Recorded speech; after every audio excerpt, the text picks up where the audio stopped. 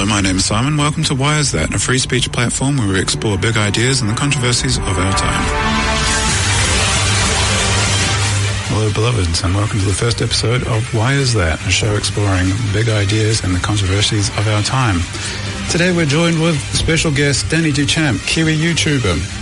Hi there, Simon. Thanks very much for inviting me. Thank you for coming. I have to say it makes a pretty good difference from ranting at my phone in my car. Now, one of the things when we're considering doing the promos for this, it's like, questions like, why is that? One of them that came up was, why does Hillary Clinton keep getting away with all the dodgy stuff she does? Yeah. And recently we've just had the Democratic National Convention email leaks, which cast the whole election in just a whole new light, which we'll be exploring today. There was really...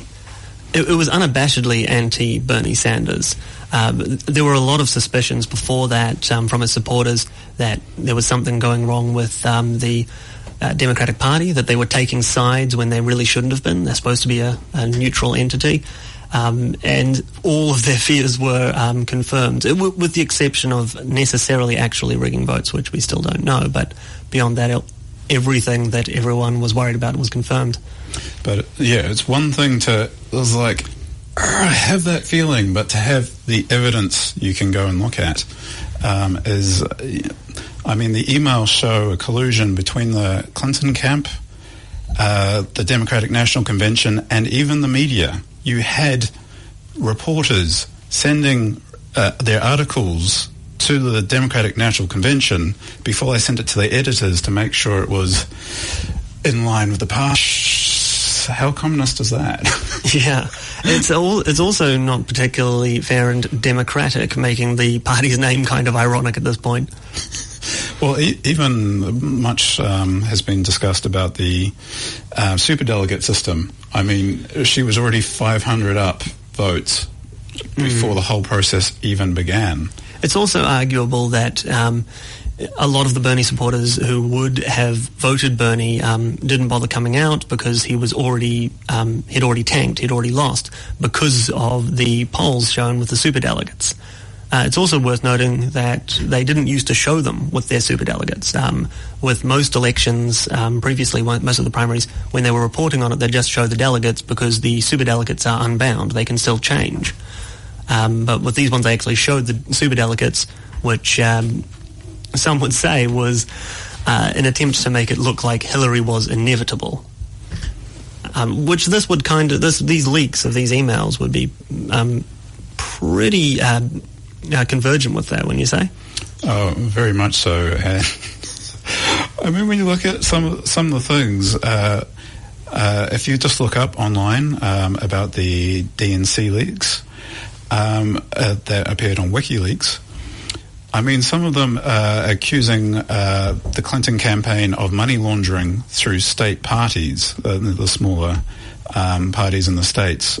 In one case, they took out, of the $61 million that was raised, they took out over 99% of that money to put into the Clinton campaign. That is blatant.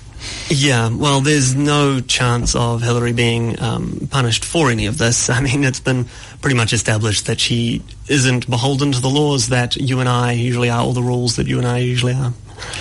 Because the last email scandal was investigated by the FBI. The FBI director went through a list covering all these. It was like, oh my God, they're going to convict. They admitted she is, grossly incompetent with the handling of the emails, and state secrets were probably released, and then they didn't convict. And the director of the FBI said, if somebody did something similar, yes, they'd be up on charges. It was just, basically he may as well have come out and said, well, we've decided that we're going with nepotism this time, guys. We're going with nepotism. But we really shouldn't be surprised with any of this. I mean, when you look at how people know things in society, the media tells you. A poll done by the American Press Institute shows only 6% of Americans actually trust the media. Over 41% just absolutely don't, because there's a huge disconnect, I think, because of online media. You can go and look up facts, actually. Another thing that would be as interesting to note, a study that was done a few years back that shows political power is more addictive than cocaine. Yeah. I mean, it's not particularly surprising that even if you put aside the addiction factor, of course, there's going to be an incentive for politicians to be dishonest. We were having a little conversation earlier, and I pointed out that if you're a dishonest politician, you're still willing to do all of the same things to win that the honest politician was willing to do. But the honest one isn't willing to do all of the same things that the dishonest one is willing to do, so the dishonest one has the upper hand. Yep. Yeah. And this is quite a problem that we don't tend to hold politicians accountable for these sorts of things. There's no way that Hillary Clinton, even by most of the voting base, is going to be held accountable for all of the questionable actions, and even just the corruption. She essentially takes money from a lot of rather unsavory sources. I mean, Saudi Arabian money, for those who wanted that name drop. But yeah, so she'll never be held accountable for these sorts of things. They don't tend to affect her poll numbers anywhere near as much as you'd hope. No, there's as one commentator said, there's things, Clinton scandal fatigue. Now, usually with a politician, too many scandals and they're gone, but with the Clintons it seems to be, we don't want to hear about the new scandal, let's just continue on as normal.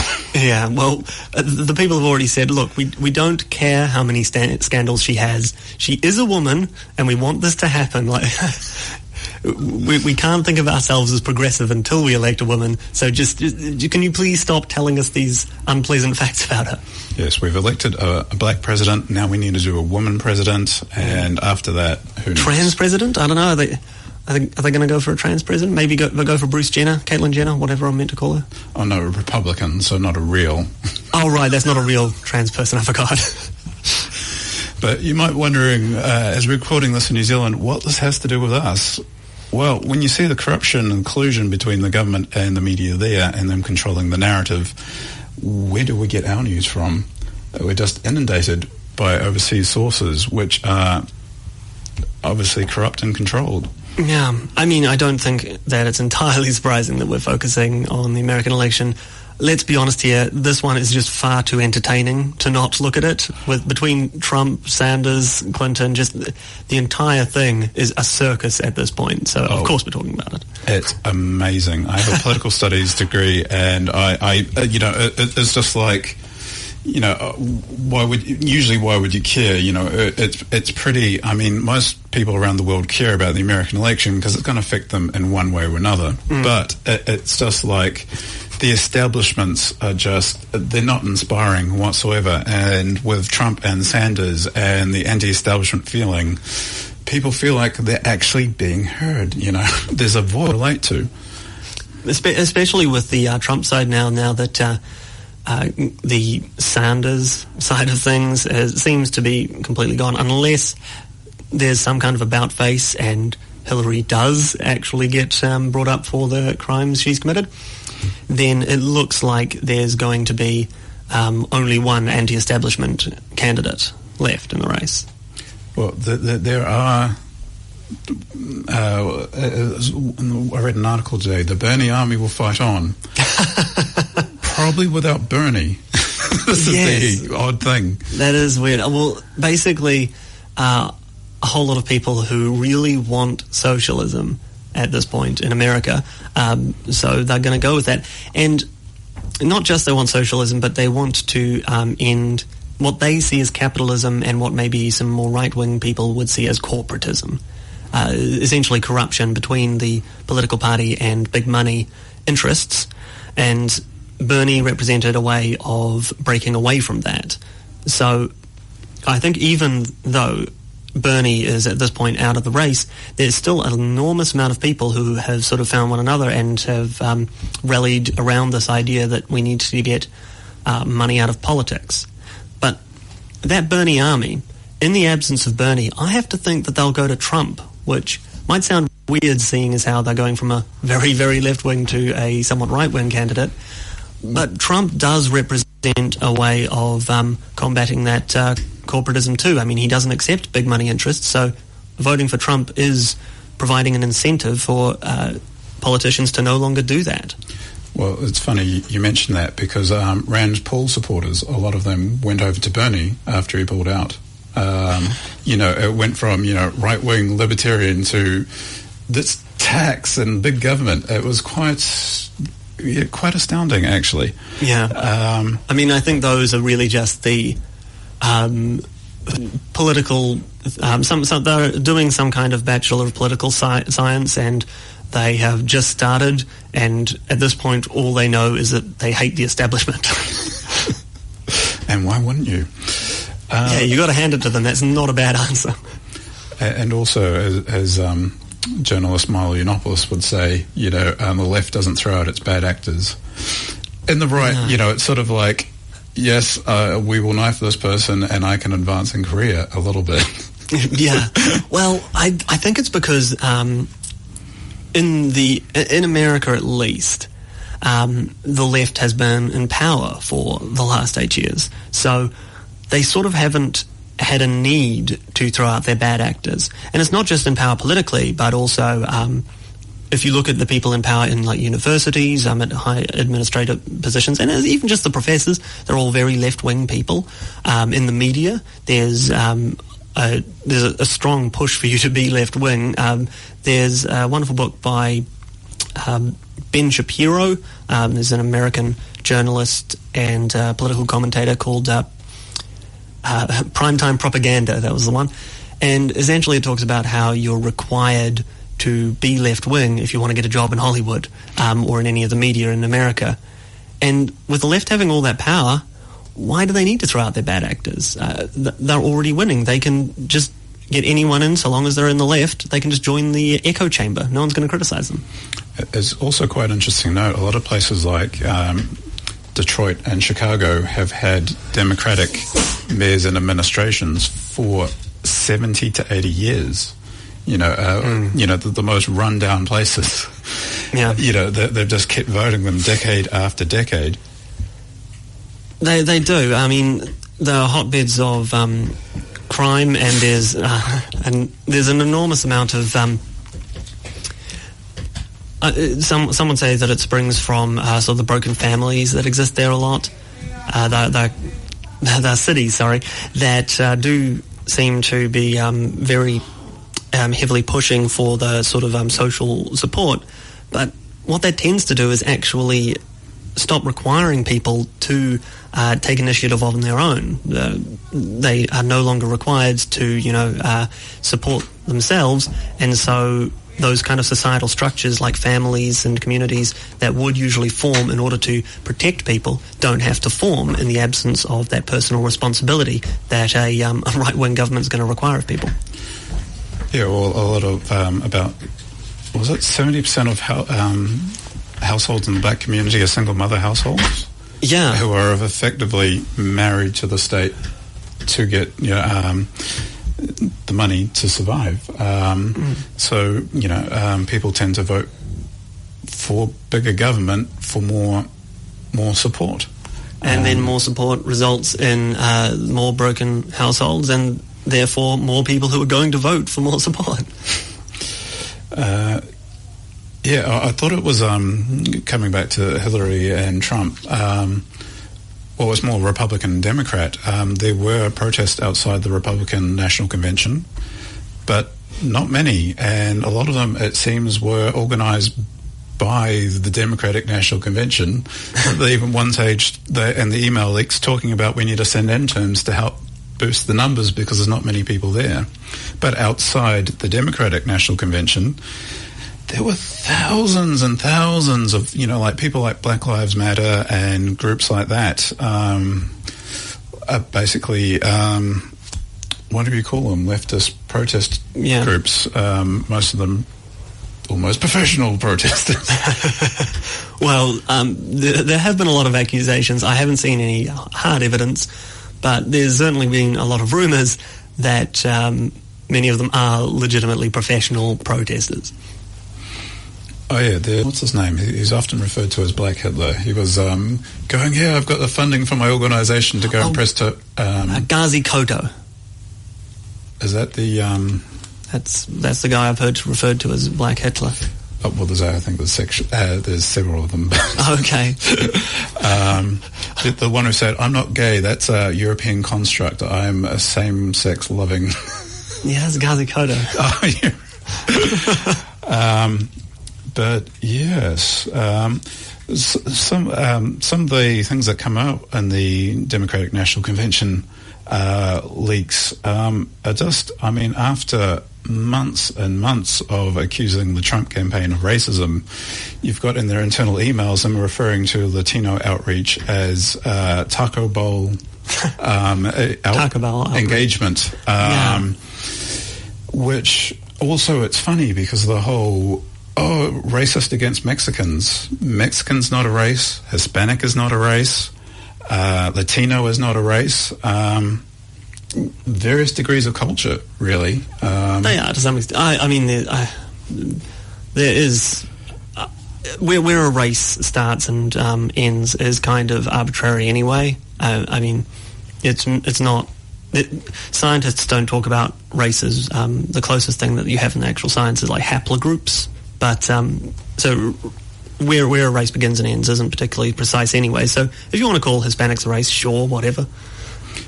Well, Hispanic's more a culture, but a Latino, and especially, because that can be mixed European, Amerindian, and of course just European and Amerindian, and as well as other people coming in.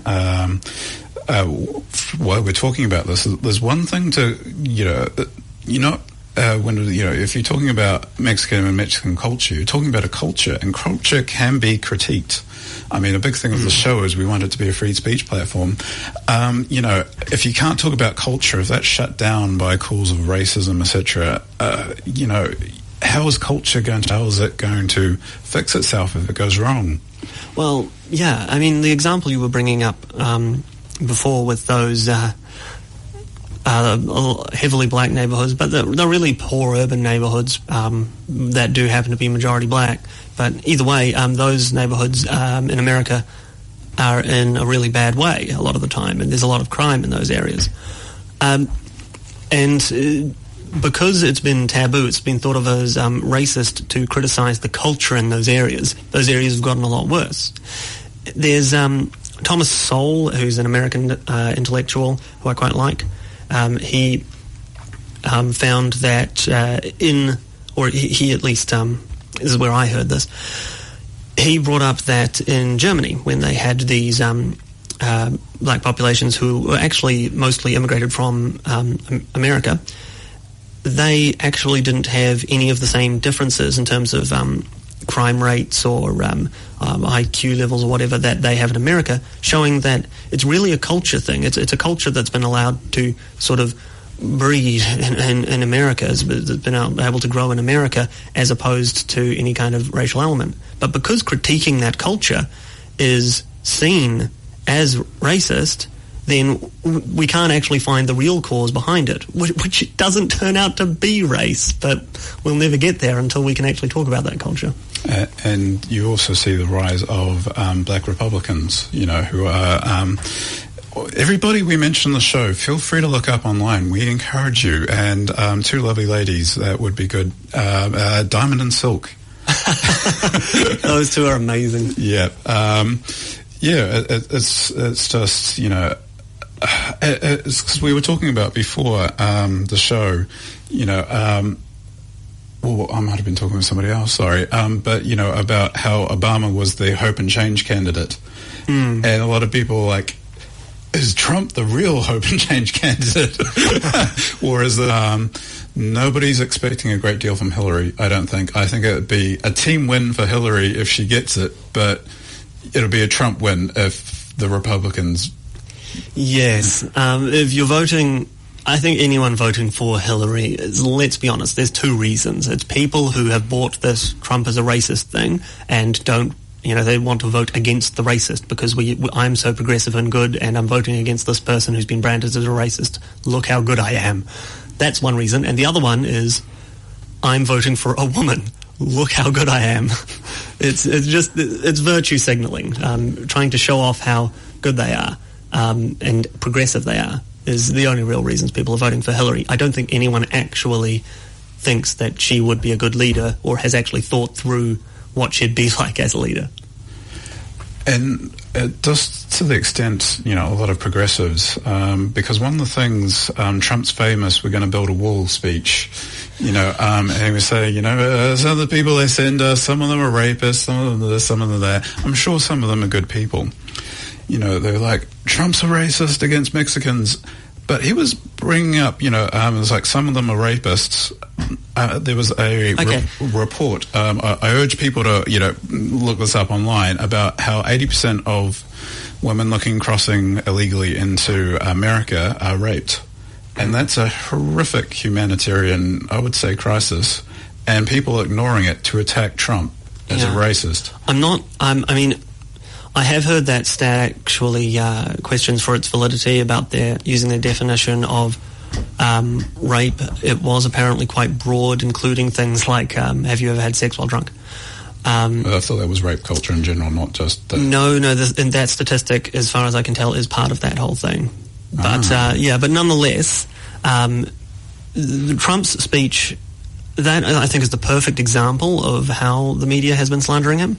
Essentially, what he said was, they're coming over the border, they are criminals, they're rapists, I assume some of them are good people. And everyone just took that quote. But does anyone actually know what the they there was? Because it's not Mexicans. That is not the group he was referring to. The group he was referring to in that speech was the illegal immigrants from Mexico. Specifically saying that he specifically said that Mexico is not sending us their best. It's sending these bad people. Well, that specifically requires, for him to be able to say that he doesn't think that in general Mexicans are rapists. If he thought they were generally, then he wouldn't have had to say they're not sending their best. And a whole lot of the coverage, the truth gets lost in the whole propaganda of, when they say, he's saying they're sending, Mexico's not sending anyone. There are actual pamphlets the Mexican government put out about how basically best to get into the US illegally. Because Mexico gets a lot of money from remittances. Now, that's money that the Mexican community, especially illegal immigrants, send back to Mexico, and it's worth more than the oil industry. People don't think of Mexico as an oil-producing country, but it does have a large oil industry. And, and this is... high information voters, low information voters, it's like, what are you talking about when you're talking about this stuff? It's both sides, of course, accuse each other's voters of being completely retarded, but... Well, it's a lot easier to focus on the stupidest possible conception of your opponent than actually what they believe. You've got to focus on either the stupidest person you can find, or even just sort of make up a position for your opponent. And it's becoming more prominent in politics. How close to reality are the policies? I just mentioned this because it's in the email leaks. The Democratic National estimates that Hillary Clinton's policies are financially infeasible. Or unfeasible. I don't know if it's a difference in one, but it just basically they can't afford to pay for it. What does that say when your own party just said we can't afford what you're there? But good on them for pushing. It's. You did mention that while we were having our conversation before, and over drinks, and I had actually thought about that since you said it, and I suppose what I'd say that says is that Hillary doesn't actually expect to follow up on any of her promises. She's not an idiot. She knows when her plans are unfeasible, but she's promising them, and then she knows she won't follow up on them. That's no problem. It's nothing new. And there's also on the Trump camp, are they actually going to build a wall, or is it just we need to secure the border? I think he's going to build the wall. So I don't know. I don't know if there's ever been a campaign promise as commonly repeated as this one. He would have to do something pretty convincing to get out of building that wall at this point.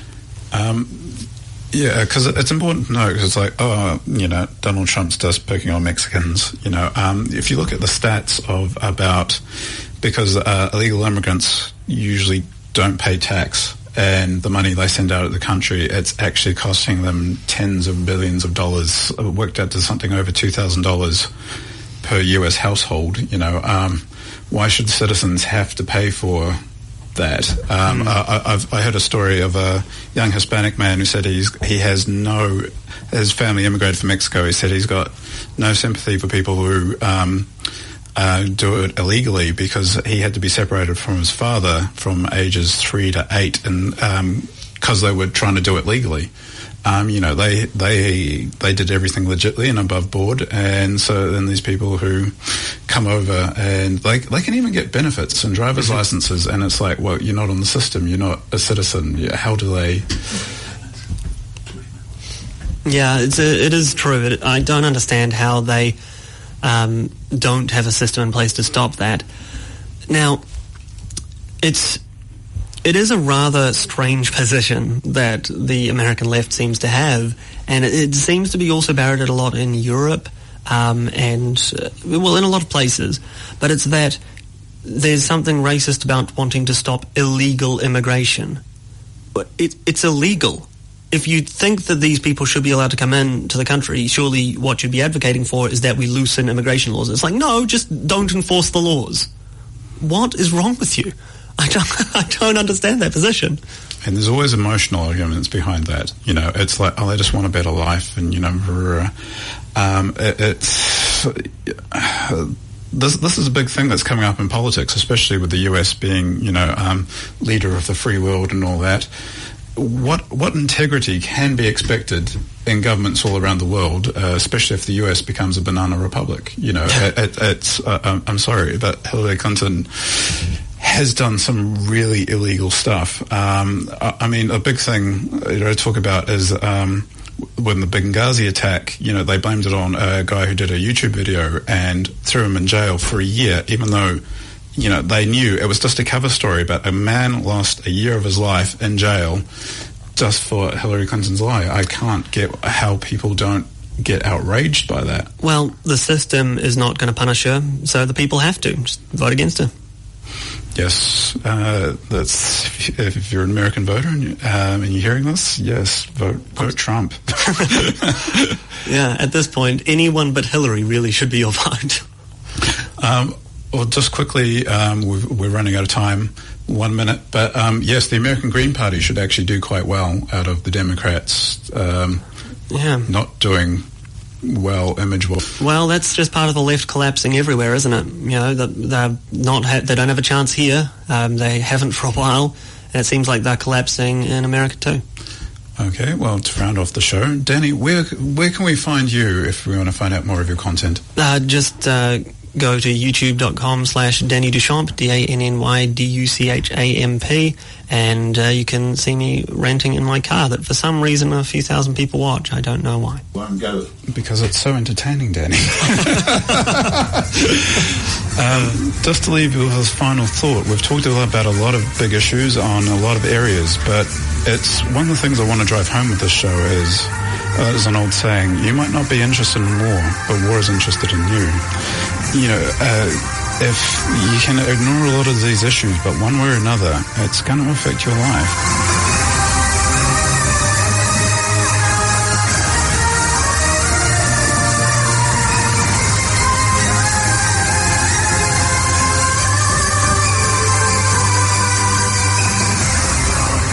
Join me, Simon and guests, 104.6 FM at 3:15 on Tuesdays for my show, Why Is That?